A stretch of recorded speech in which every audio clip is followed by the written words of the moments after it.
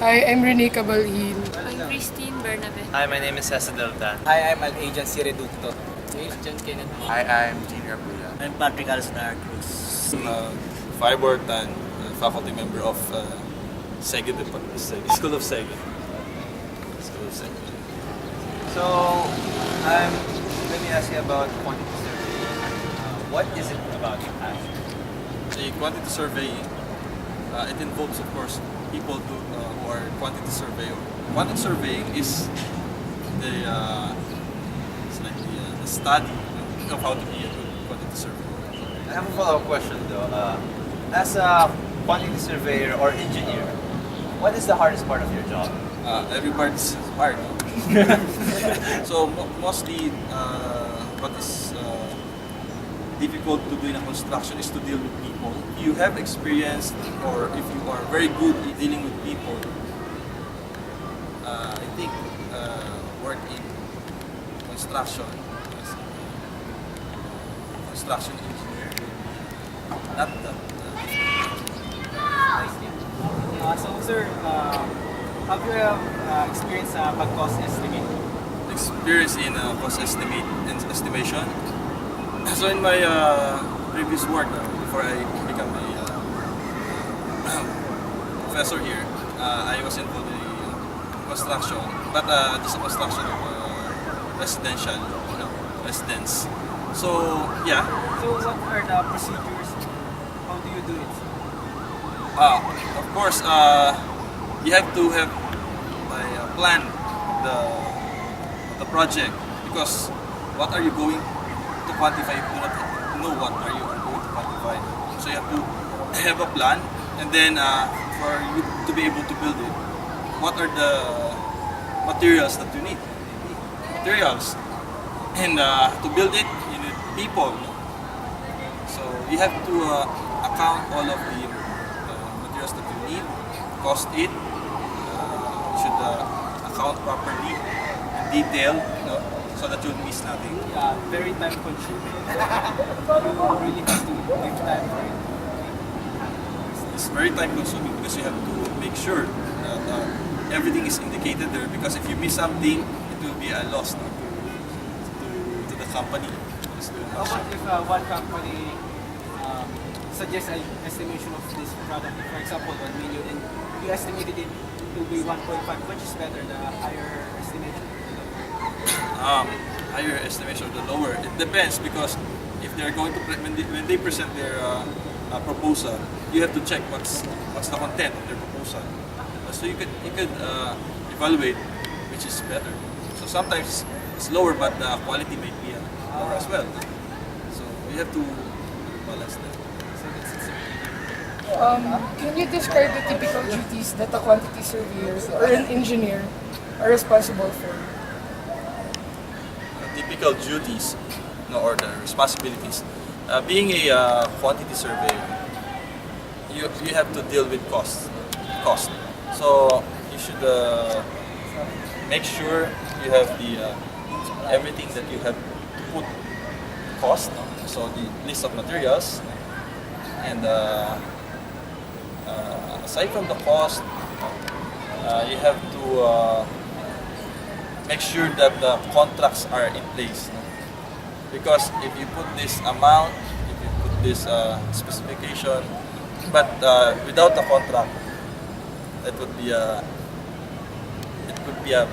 big loss. Is there a remedy if you lost a contract or something? And that specific... If you will not be able to comply with the yeah. with the requirements Yes. of the contract, of course you'll be charged. So there are charges that will be incurred by your company if you will fail to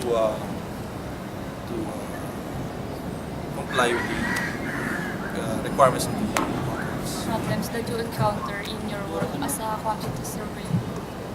Parang sa specific. So problems that you may encounter if you're a quantity surveyor is one would be assessment of the costs. You should be sure that your updated with the cost because even a small difference when you're dealing with large quantities, it will be a big amount. So you should be aware of that. Should also be aware that the contracts, no, it's always bundled with the quantity survey.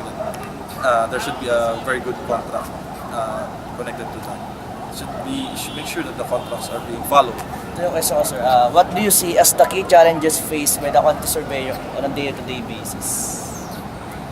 On a day-to-day basis, no, being a quantity surveyor, you will be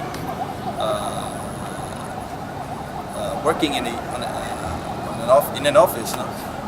It's an office work, no? But the field work that's related to that is when you look at the project, if it's being followed, no? The things that are written in the contracts are being followed. So on a day-to-day basis, monitoring. I should be doing monitoring every day, you know, and make sure that the things that are stipulated in the contracts are being followed. Especially the safety of the workers. Ano kung sinusunod nila yung mga ano, For safety, sir, ano, may mga ano eh, may mga makukulit dyan na mga workers. pero sa safety, parang ibang Ibang ano na, ibang sa quantity survey, parang hindi mo masyado concerned sa safety. So that should be the work of a safety officer. So may safety officer that will ensure that there will be no accident, zero accident throughout the construction process. Kada yung sine-check rin yung quality na sir sa lahat ng yani may kasi day-to-day basis lagi nila monitor yung mga materials. So may mga dadating lagi nila sine-check may mga ano ba sira para sa Yeah, you have to make sure na the quantities that you are requiring are being delivered in the right quantity, and not just quantity but also the right quality. No? It's important, no? Not just quantity but also quality. Being a quantity surveyor, what part do you most enjoy and which do you find most challenging? Your question is being a quantity surveyor. What is the most enjoyable and the most challenging?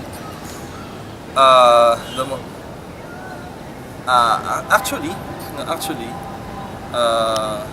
I'm not a hardcore quantity surveyor. Maybe your professor, Sir Jap. He's the expert in that matter.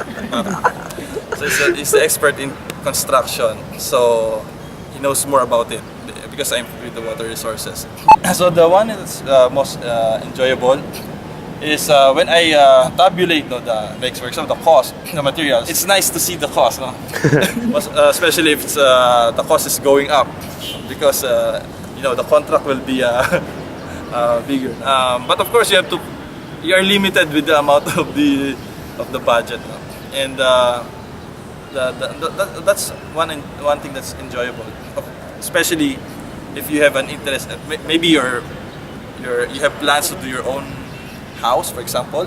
So as you do your work, you're also calculating for your house. Challenging is, of course, you have to deal with the details, of quantify, as well as it's always partnered with the contract. You should also you'll be dealing with the contract. It's very difficult to do a contract. You have to actually work or consult one who's expert with the laws. So it's difficult, no? But if you experience, you'll be dealing naman with template already.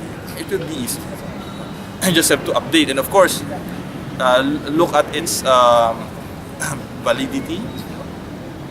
Sometimes it's common sense, no? Know how to use modern tools like the BIM. You know BIM? Kids, alam niyo ba yan? Kids, alam niyo ba yan? BIM?